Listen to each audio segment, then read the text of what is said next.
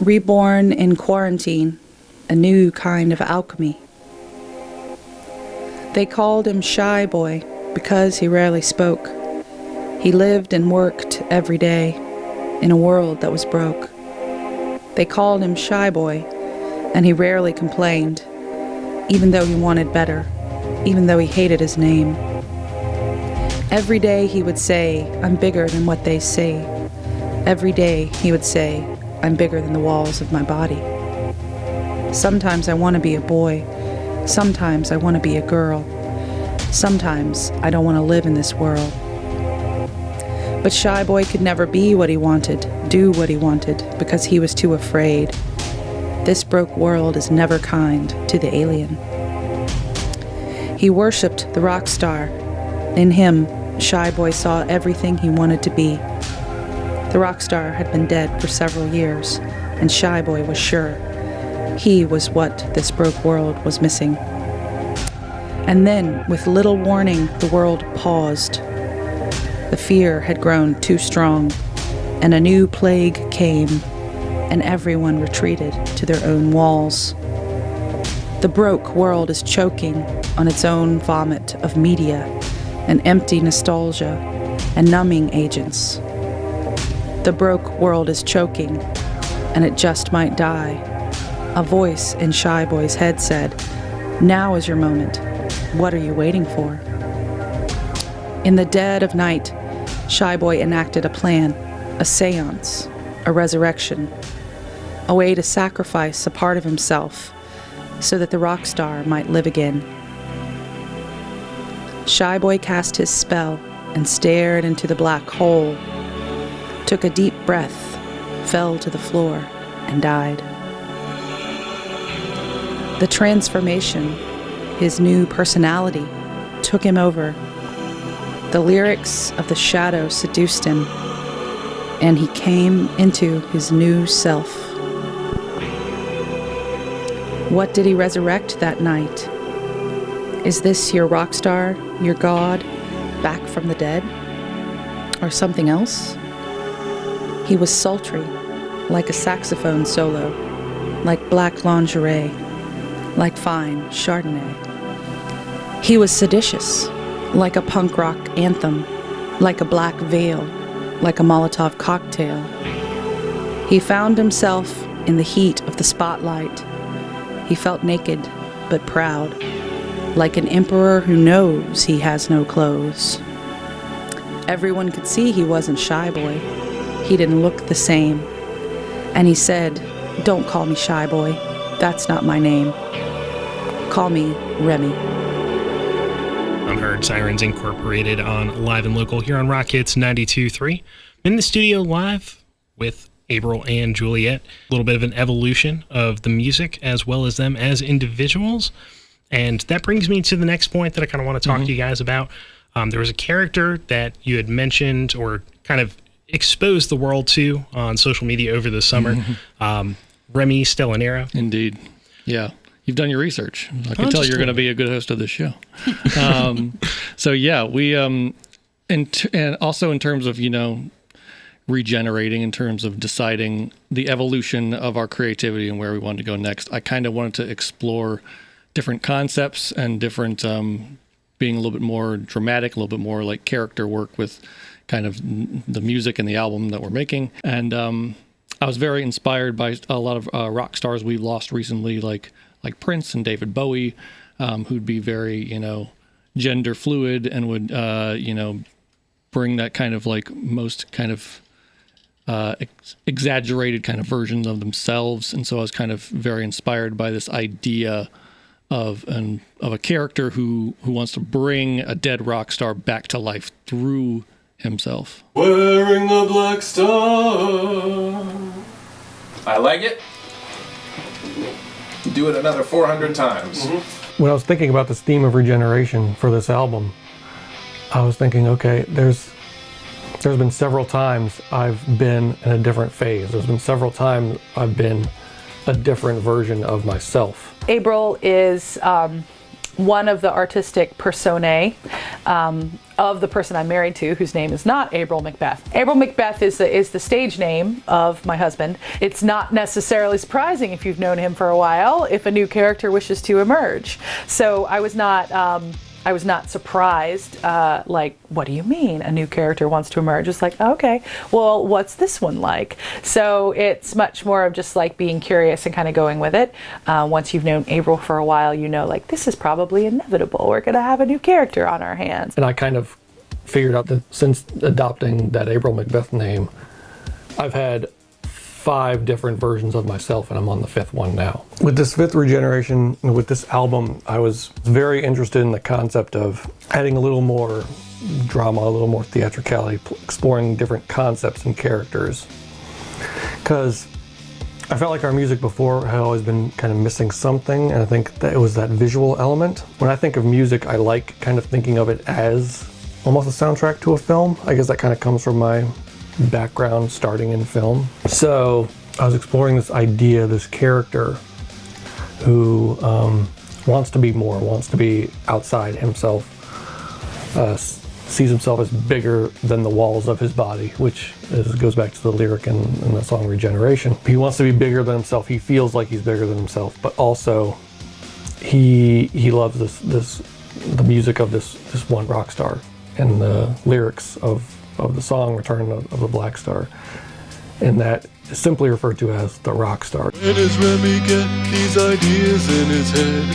Thinks he can bring the rock star back from the dead, stepping into the biggest shoes on the stage with a painted face and his sex on display. Yeah, that's actually really cool. Yeah. I like that a lot. We've had so many rock stars pass away, especially in recent years, especially in 2016 we had several. So you could plug the rock star into any of those. The Remy character gets to kind of give a manifestation or more voice to the journey in this album and the stories and the message and the lived experience of this album, and draws on the fact that we had some brilliant, inspiring creators with David Bowie and Prince and Chris Cornell, who all died within a short period of time. And it was like a really important spark, multiple sparks, kind of left the world. I would add Leonard Cohen when he died. For me, he's added to that group of incredible creators, and I miss what they have to say in the world now. And Remy is, as I understand him, someone deeply inspired by that and really exploring that connection and bringing voice to something that could be lost, and we don't want it to be lost. He worships this rock star and he sees it as something that's missing in the world, and he sees the world going in this sort of dark apocalyptic direction ever since this rock star passed away, and so he wants to bring the rock star back to life through himself. And the story is he conducts this ceremony to bring the rock star back to life through himself, and in the process it either works or he goes a little bit insane. It's kind of left vague, but the idea is he becomes Remy. He becomes this new persona. He becomes outside himself, bigger than himself. And there used to be storytellers in all of the human cultures. And before the storyteller died, they would want to hand it off to the new one, who would make sure they knew all the stories. So that between one set of generations and then the coming generations, there was always this handoff process, so that the work wasn't lost, the knowledge wasn't lost, the experience wasn't lost, the creativity wasn't lost. And so Remy is a little bit of a handoff character, trying to like take the flaming torch from the ones that are departing and keep the fire going and make sure that the light doesn't go out. And I think that's important, and it's awesome. I love the spirit behind what's emerging, that Remy's going to try to help keep the light from going out. And also I kind of wanted to play with sort of more effeminate, kind of gender bending kind of character that was a little bit more fashion oriented, a little bit more glamorous than maybe I've ever been. Maybe a little more glam than I've ever been before. And I'm always drawn to whatever I haven't done before, whatever avenue has not been explored, by me anyway, yet. But it goes back to that thing Bowie said, is like always go a little bit out of your depth, always like go to where your feet are barely touching. And I've definitely done this in a couple different ways with this material. I'm always interested in kind of the musical genres we haven't, and the musical styles and sounds that we haven't explored yet, certain avenues that we just haven't done yet. And that's always more interesting to me than the past. Not where we've been. What's always more interesting to me is where we're going. Wearing the black star. Yeah. And that last one, that star, Yeah, is like is vital. Yeah, Like, you totally. gotta do that. Oh yeah, we're definitely keeping that.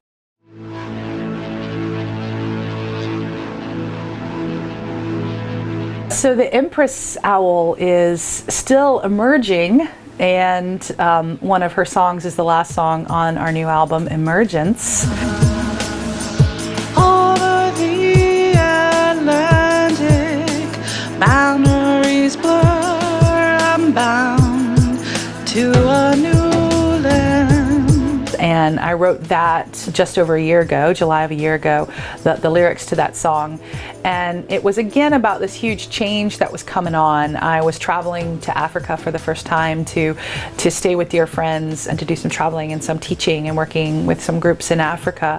And it was a very new life experience. And I have a wonderful tarot card reader who reads for me each year around New Year's, named Beth Bedbury. She goes by the Queen of Wands, and she's fabulous. So she's been reading for me every year for about 5 or 6 years now, and she had seen this new emergence coming into my life, and she actually told me about it in the readings, and then I tend to read those almost like a meditation. I keep coming back to that, like what's coming from that story. And in one of it, I got the Empress as the card, the tarot card. And Beth said, you know, I don't know how to describe exactly what I'm seeing for you, so I have to tell you about a dream I had, because I think this is what's coming for you. In my dream, I spent the whole night, it felt like a really long dream, like the entire night was this one dream, and I was just sewing a skin suit. I had all of this human skin, and I was sewing the skin suit, and it was huge. And I realized during the act of sewing that I was creating it for myself because I was growing, and it was the one I was sewing the skin suit for the new one coming. And that's actually a lyric in the song. The one I sew the skin suit for. And so it's like I've had this sense of like this Empress figure of or influence of self, like coming at part of this brand new life of who am I. Part of the answer is her. It's not all of the answer, but there's some sense of like not being bound by just doing the familiar thing forever. To shift into an entirely different place to do my work in my life, it's liberating, and then you're just outside the boundaries, so everything can expand because you're not kind of bound by the same familiar structures or walls. And it's almost like yourself is like that. Like all of a sudden everything can expand. And I've been really in love with birds for a while. I've been drawn to birds over the last decade of my life, like intensely. And a number of years ago, I went as an owl for Halloween.